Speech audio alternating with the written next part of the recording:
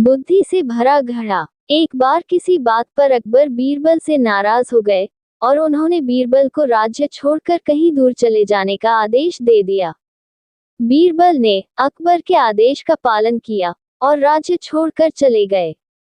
कुछ समय बीतने के बाद अकबर को बीरबल की याद आने लगी। कई महत्वपूर्ण मुद्दों पर बीरबल का मशवरा अकबर को निर्णय लेने में मदद करता था। इसलिए बीरबल के बिना निर्णय लेने में अकबर को असुविधा होने लगी। आखिरकार उन्होंने अपने सैनिकों को बीरबल को ढूंढने के लिए भेजा। सैनिकों ने कई गांव में बीरबल को ढूंढने का प्रयास किया, लेकिन बीरबल नहीं मिले। कई जगहों पर पूछताछ करने के बाद भी बीरबल का पता ठिकाना नहीं मिल सका और अकबर के पास सैनिक बेरंग लौट आए। अकबर किसी भी सूरत में बीरबल को वापस लाना चाहते थे। इसके लिए उन्होंने एक युक्ति सोची। सैनिकों के माध्यम से उन्होंने अपने राज्य के सभी गांवों के मुखियाओं को संदेश भिजवाया। संदेश इस प्रकार था: 1 माह के भीतर एक घड़े बुद्धि भरकर उस घड़े के साथ दरबार में उपस्थित हो। ऐसा न कर पाने की स्थिति में बुद्धि की जगह घड़े में हीरे जवाहरात भरकर देना होगा। अकबर का ये संदेश सैनिकों द्वारा गांव-गांव में प्रसारित किया गया। एक गांव में बीरबल भेष बदलकर एक किसान के खेत पर काम किया करते थे। जब उस गांव ने मुखिया को अकबर का ये संदेश मिला, तो वो चिंतित हो उठा। उसने गांव के लोगों की सभा बुलाई। बीरबल भी उस सभा में उपस्थित हुआ। गांव के मुखिया ने अकबर का संदेश गांव वालों को दिया, तो सभी सोच में पड़ गए। तब बीरबल ने मुखिया से आग्रह किया, महाशय, आप मुझे एक घड़ा दे दें। मैं उसे इन महीने के अंत तक उसे बुद्धि से भर दूंगा। मुखिया के पास और कोई चारा नहीं था। उसने एक घड़ा बीरबल को दे दिया।